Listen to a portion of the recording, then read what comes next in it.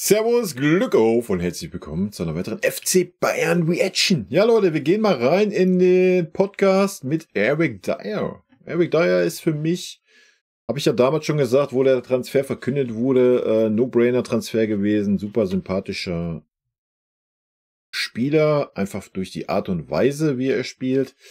Und wir gucken einfach mal, was wir so im Podcast erfahren und wie er auch als Mensch ist. Ne? Und damit würde ich sagen, gehen wir rein in den Bums. Wie immer, Leute, wenn euch gefällt, was ihr hier seht, na, ihr kennt das Spielchen, lasst einen Daumen da, abonniert den Kanal, ist völlig kostenlos auf YouTube, ihr unterstützt damit diesen Kanal. Vielen lieben Dank und Abfahrt. Mit Eric Dier. Eric, very warm welcome. Thank you very much. It's a big first for me, for all of us, the first English podcast for FC Bayern. Very glad you're here. Thank you very much. I'm very happy to be here. Are we able to switch to German and leave the English away? Not yet? No. How is your German doing?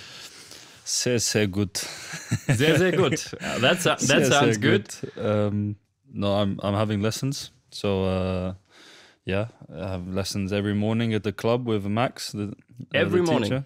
Every morning, yeah, before training.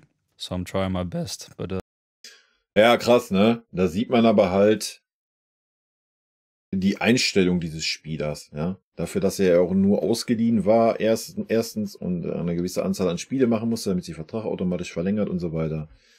Und trotzdem hat er von Tag 1 an gesagt, er möchte die Sprache lernen und, ja, er sagt es ja gerade, jeden Morgen hat er Deutschunterricht. Da sollten sich vielleicht ein oder andere Spieler mal ein Beispiel dran nehmen. yeah, I think it's going okay.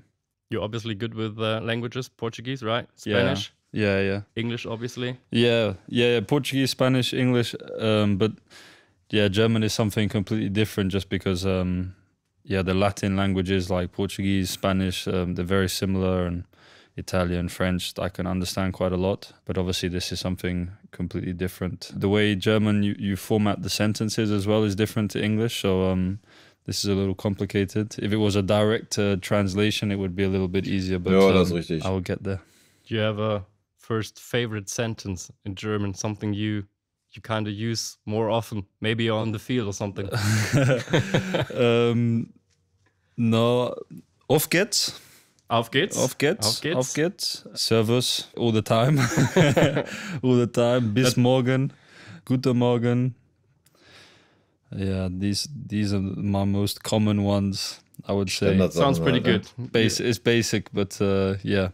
It helps. I will get there. By the summer, I will be able to do something. Oh, that sounds good. Yeah, that sounds like... I'll be back. I'll be back with you in the summer. Great. Then we do one in German. Yeah, for our German it will be fans very as well. short. We have a small tradition, I'd say. We always prepare a present. Our producer does. He reads a lot about our guests, Daniel. And yeah, he found out a couple of things about you. So that's the present. Thank you very much. Go ahead, unwrap it. Let our listeners I love know. a present. Well, I can tell it's a book, and I think it's in German. So this is going to be something that's oh nice, very nice book. It's Take Me to the Lakes, Münchner edition. Yeah, because I've been to Tegernsee. Yes. Yeah, I think these are all the lakes around Munich. Yes, that's right. That is a very, very nice book. Good idea. Thank you very much. Yeah, very good idea. Wie er sich freut, Alter, oder? Einfach geil, ey. But that brings up, obviously, that first topic. We saw you at Lake Tegernsee on Instagram. Yeah. Is that something you really enjoy about Munich, the nature?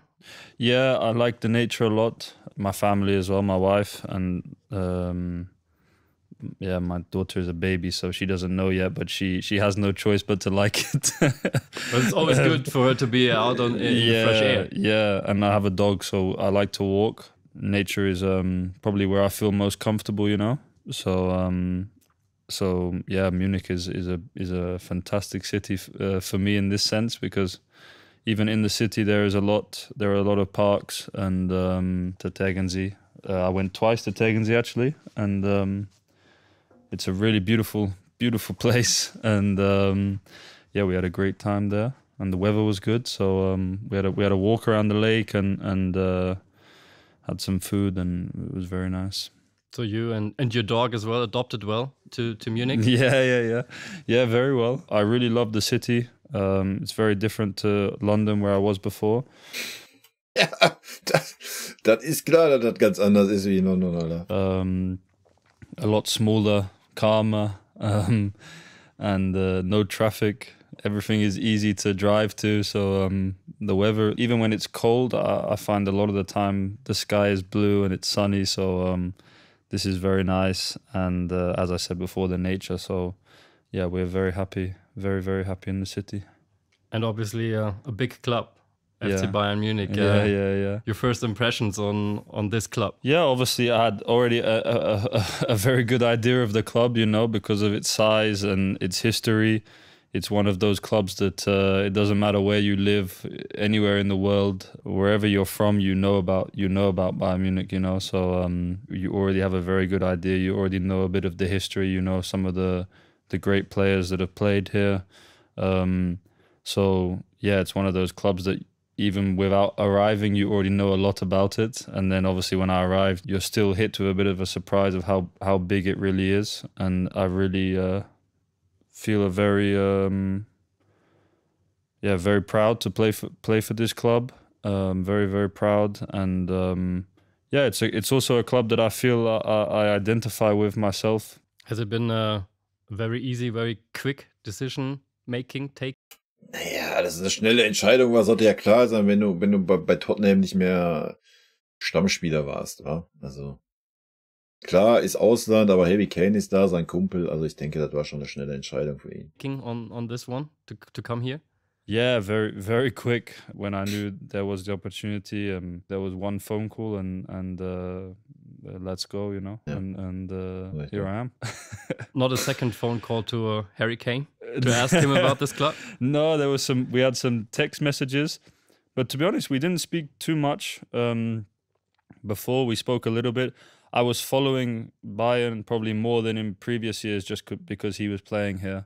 So you know, when your friends go to play to certain clubs, you know, I star them on live score so I can follow a bit closer the clubs that my friends play for, and obviously watch a bit more of them. So I was already doing that, which obviously not thinking, you know, at the time that I was coming, but obviously that helped me as well. And then I spoke to him a little bit, and there wasn't need for any convincing. It was just asking him about the club, the city, and I knew that he was adapting very well and he was enjoying it a lot already. And then, yeah, here we are. Did he help you to introduce you to everyone? Yeah, obviously it's obviously a lot easier when you have someone that you know very well that is already. Ja, na klar, ne? Gerade wenn das ein Kumpel von dir ist, ein Freund von dir ist es natürlich viel, viel einfacher, wenn du irgendwo hingehst, wo du komplett neu bist, ne? Erstmal die anderen Spieler kennenzulernen, aber auch die Stadt und alles ist doch völlig normal. At a club, you know, but then there are lots of players as well that you come across in your career. Maybe you don't know them personally, but you know, Chupo, I played against him a long time ago when he was at Stoke, and Serge Gnabry, obviously, he played for Arsenal and West Brom in England, so I played against him. Leroy, the same. I played a few times against Germany, you know, against Manu and Thomas and Leon and Josh, so you already know each other a little bit, but then obviously it's different on a personal level. You then playing with each other, but there's already that thing where you've crossed paths before, yeah. And you mostly did play with Harry. Yeah. Anyways, you're a defender. Let's talk about Harry and his qualities. Why is he? Ja, weiß ich. Das fühle ich halt nicht so. Weißt du, wenn ich in deinem Podcast mit dem Eric Dier mache, da muss ich nicht über Harry Kane sprechen, Alter. Dann will ich über Eric Dier sprechen. That good. I don't know. He's extremely focused, extremely hardworking. Naturally, I think all of us are competitive, you know. To be in this position, you have to be very competitive, and I think me and him, apart from these 6 months before, we've pretty much shared our whole professional careers together, more or less. A little bit at the beginning we missed together, but yeah, he's just very consistent. I would say this is the biggest thing about him. He's very consistent every day in the way that he works, in the way that he prepares himself, And then obviously the games are just a continuation of that consistency that he shows every day in his behaviors, in the way that he trains, the way that he tries to get better. And yeah, his consistency over the last 10 years is incredible. Yeah, he obviously adopted to the Bundesliga very well, very fast. You did as well. What's the difference between the Bundesliga and the Premier League? There is a lot of quality in the Bundesliga. I think the games are a little bit more tactical. It's less of a tennis match, where it goes back and forth. I think this in England is still some kick and rush. not kick and rush, but a lot of transitions. It's very fast from one end of the pitch to the other. Where in Germany, I feel like both teams, even maybe the smaller teams that play against us, they still want to try and arrive in our half of the pitch in controlled possession. Whereas in England, I feel that it goes back and forth a lot quicker. Does that change anything for you personally in the way you played? You have to adapt? Naja, ist für ihn halt eher ein bisschen besser, wa? Wenn er nicht der Schnellste ist. I think so, just understanding that a little bit. I think obviously for us, many times we dominate in possession, and it's about trying to stay patient and I think discipline is shown in many ways, and I think one way discipline is showed is just to have the patience to keep doing the same thing over and over again, and trust that it will arrive. The goals will arrive, the chances will arrive. To mentally stay quite stable and not get frustrated. Do you think there's different types of defenders, and if so, what kind of type are you? How would you describe your game? I think every footballer tries to play to their strengths individually. What are yours? It's difficult to speak about your own qualities. I prefer someone else to speak for me. Hat er recht. Your first training sessions here, apart from Harry, that you already knew very well, who impressed you? Everywhere there is quality, in this team. From afar, I've always been a huge fan of Manu, because he's just incredible goalkeeper, and to play with him is fantastic. I love playing with him, and I really like his demeanor, his personality, and his calmness on the pitch. It's very nice to feel that from behind you, and obviously I want to give that to the people in front of me as well.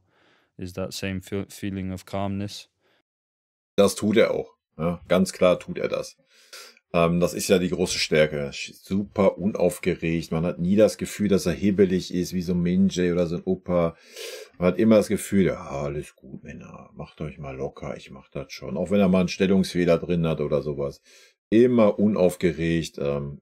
Strahlt super viel Ruhe aus. Ja. I think as defensive players, that's what you want to give the rest of the team. Is that feeling of don't worry, it's okay, I'm here. Ja. I'm here for you. Das macht er auch. So I'd say, Manu, and then I knew about Jamal, but obviously seeing him up close, and playing on the same team as him, I would say he's the best talent I've ever seen, I think. Yeah. Wow. What I think surprised me the most maybe is his physicality. He's it's deceiving how fast and agile and strong he is. And then obviously you pair that with his technical ability. And now at the moment he's becoming more and more decisive with assists and goals, which obviously for an offensive player is the icing. But his talent is undeniable. So we talked about your start in the club now. On the private side of life, your start into this year was special as well. You had a child. Oh, thank you. Yeah. Congratulations. Yeah, thank you. Your first daughter, right? Yeah, it was very special. She was born in London. I was in Portugal. We were in the training camp, and then I flew back for her birth. And luckily, I was there in time. And no, my wife deserves all the credit because I didn't really do anything. And she had to deal with. Weil ich quasi nichts gemacht habe, ja. Richtig, ey. Super gut. Ich sei ja super sympathisch einfach, ne?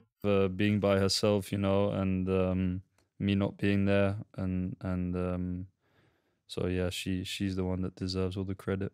Do you think about what's important for you in raising a child, or is that just something that Klar, denken comes wir out mal, of ne? you? Because No. Something I've thought about for a very long time. Yeah. It's the biggest responsibility in life, you know. So I think I've thought about it a lot. I've debated it a lot with many people for many years before I was even a father. So yeah, the best advice I've ever been given, I think, is to focus on your own behavior, because all they do is copy you. So if you carry yourself in the right way and you live your life in the right way, whatever the right way is to you, you have to trust that it is the right way. But if you live your life in that way, then yeah, hopefully she has a good role model to follow, and then yeah, this is probably the biggest challenge. yeah, it does sound like she does have a perfect role model. Thank But you. probably a good moment for us to step back a little bit, to go back in time. You were born in Cheltenham. Yeah. What's that like? Can you kind of describe to Well, our listeners? It's a funny thing, because everyone always says like, "Oh, he's from Cheltenham," you know. But I'm not from Cheltenham. My grandma, she passed away now, but she was from Cheltenham, and she lived in Cheltenham. And my mum was pregnant with me, and my dad was away, just like I was. A tennis pro player? Yeah, but Was that this the reason past why? this, Okay. like his work afterwards, so my mum went to stay with her mum, just because I was due at some point, and so she went to stay with her mum in Cheltenham, and I was born in Cheltenham, but I think I spent 1 day there or 2 days. I don't know. I don't know how long I was in the hospital, but then we went home. So I'm not really from there. It's just I was born there just because that's how it happened, you know. And so you're actually from where? What would you say? Because that's a interesting story. We'll lead up to that. Yeah. I don't really know where I'm from in that sense. There wasn't really anything near us. We lived in south of London, about an hour and a half south of London. I think the closest town was a town called Horsham, not far from Brighton. So English countryside, yeah, as you would imagine? Yeah, kind of, yeah. Yeah, exactly. Well, I was there until I was 7, until I moved to Portugal. So I don't really remember. I remember like that. Kann ich voll verstehen. Ich erinnere mich auch an sehr wenig aus meiner Kindheit, also aus meiner ganz frühen Kindheit. Von daher kann ich das voll nachfühlen. House a little bit that we lived in, but I don't really remember anything. I was too young, you know. I don't really remember anything from that time. All I remember is from pictures and what people tell me. So yeah. Yeah, we can talk about Portugal later on, or just now. But as you mentioned, your father, Jeremy, he was a tennis pro player. Is that right? Yeah. When he was young. Did he try to get you into tennis as well? No, I played a lot of tennis, obviously, because of this. When I was young, I played a lot of tennis as well. Yeah, it's definitely like my second sport in terms of I don't play it a lot now, but in terms of my quality, I'd say it's better than my golf.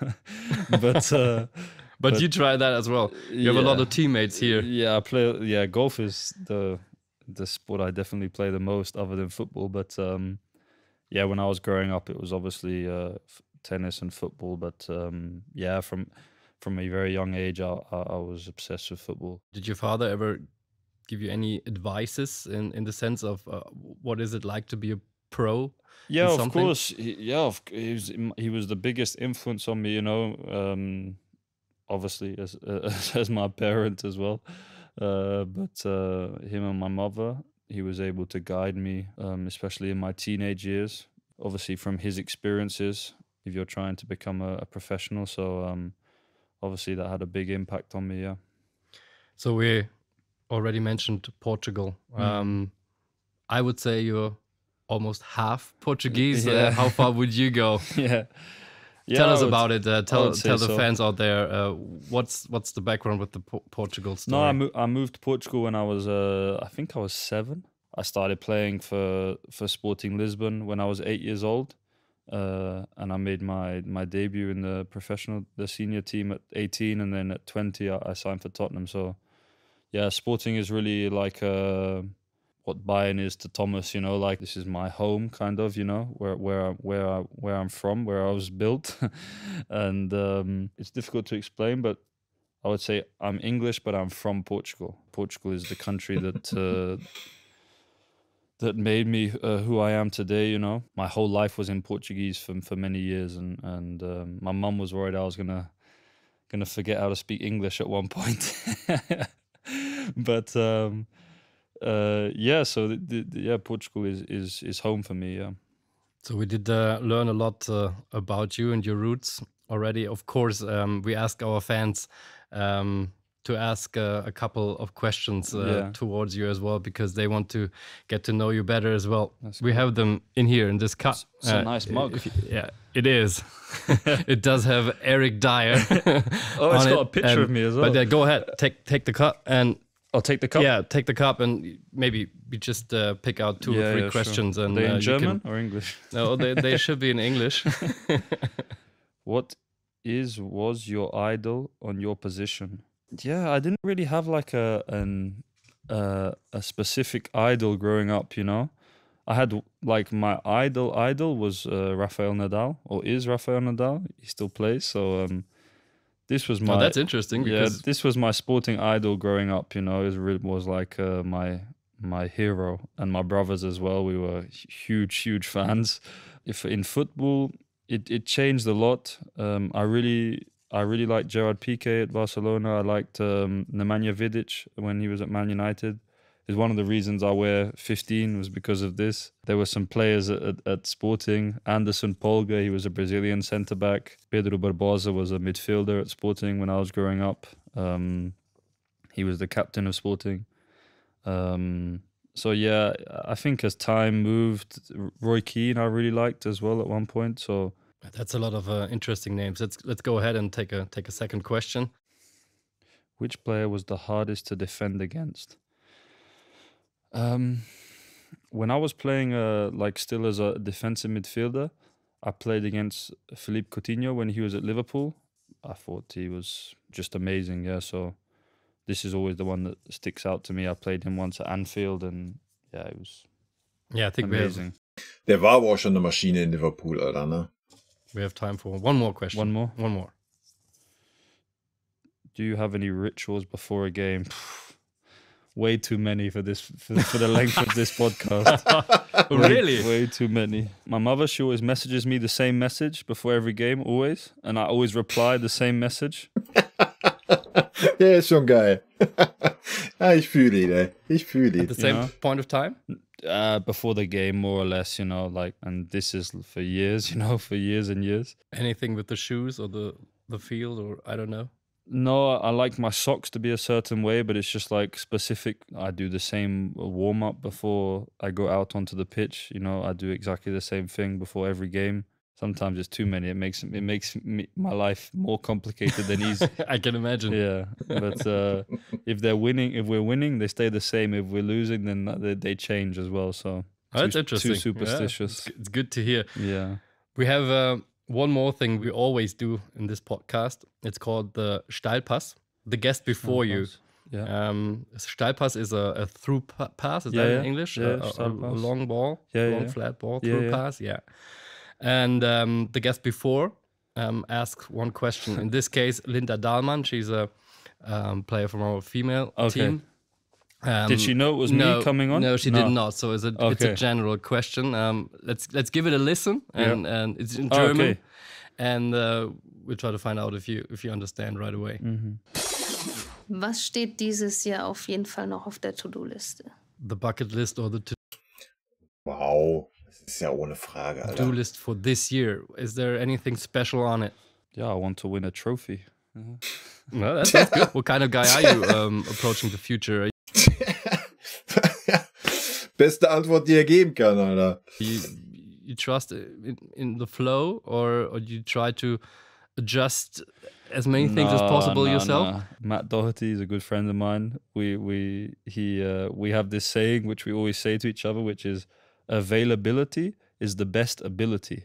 I try and live by this. So yeah, for me it's about just doing the right things right now doing the best podcast possible. And then after that, we will focus on, whatever is next. So I think the best thing to do is to try and be present and try and everything as best as I can, train as well as I can every day to prepare myself for the game and then play as well as I can. Ja, gute Einstellung, ne? Ich denke, die wird dem einen oder anderen Spieler bei uns auch mal gut tun. Each game and then what will be at the end. Oh, that's a good one. That's a good one. I'll take that with me. I think many of the viewers or listeners can take that. Don't listen to me too much.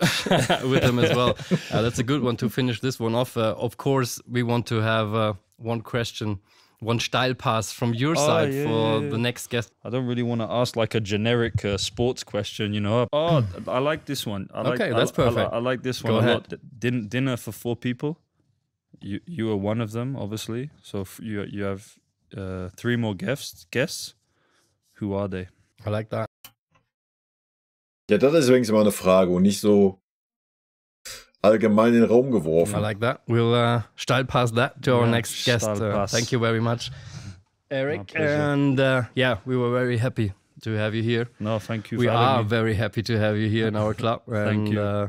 Thanks for being with us. My pleasure. Thank All you the for best having me. Thank you very much. For the future. Thanks. Thank you. Thank you. Ja, Eric Dier. Leute, genau das, was ich erwartet habe. Super sympathischer Mensch, denke ich. Aber sympathisch sind die meisten ja bei uns, ja? Wenn nicht sogar alle. Ich habe, wo er verpflichtet wurde, schon alles gesagt zu ihm. Denke, war genau ein No-Brainer-Transfer, genau der richtige Transfer, genau der Mensch, der uns fehlt. Gerade was er auch gesagt hat mit, ich möchte meinen Vorderleuten das Gefühl geben, dass da noch jemand ist. Ja? Und nicht, wenn so ein Opa da ist oder so ein Minjay da ist, dass du denkst, ach du Schau, kriegt der Minjay jetzt den Ball zu mir oder muss ich wieder absichern und sonst was. Sehr gut. Ich fühle ihn auf jeden Fall. Schreibt mir gerne in die Kommentare, wie es bei euch so ausschaut. Ich mag ihn. Von daher, Leute, rot-weiße Grüße gehen raus. Wie immer an dieser Stelle, vielen lieben Dank für euren Support. Vielen lieben Dank, dass ihr euch das Video bis zum Ende angeschaut habt. Vielen lieben Dank für euren Support. Wie immer, lasst gerne einen Daumen da. Ich freue mich auch über jeden Kommentar, der geschrieben wird. Und in diesem Sinne nochmal rot-weiße Grüße gehen raus. Und jetzt zum Abschied noch ein paar nette O-Töne von unseren vergangenen Trainern. Ein dicker Kuss von der Trainer von der Meister. Was das Allerwichtigste ist, weil wir wissen, dass er ein guter Kerl ist. Wir sind schockverliebt in meine Mannschaft. Also ich fand, das hat Spaß gemacht zu coachen. Ein Trainer ist nicht ein Idiot. Ein Trainer sehe, was passiert im Platz.